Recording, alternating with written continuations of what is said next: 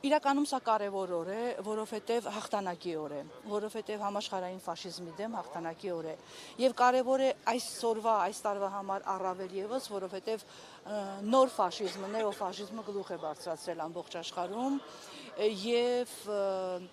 տեղի է ունենում որոշակի ձևախեղում։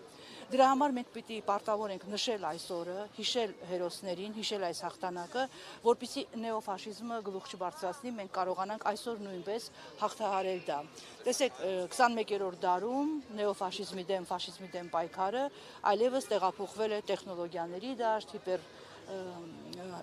այլ պատերազմի դաշտ, տեղեկատվական պատերազմի դաշտ եւ շատ ավելի բարդ ու վտանգավոր է այս պայքարը։ Դրա համար մենք պիտի հաղթենք։ Ես հիմա այստեղ եմ իմ թոռնիկների հետ, որովհետեւ ինքս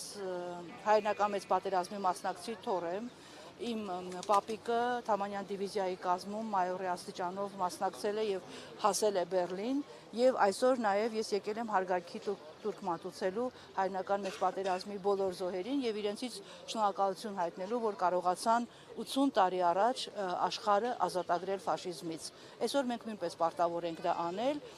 որովհետեւ ամենավտանգավոր բանն է, որ կարող ենք թույլ տալ, որ ֆաշիզմը կրկին գլուխ բարձրացնի։ Շնորհակալություն։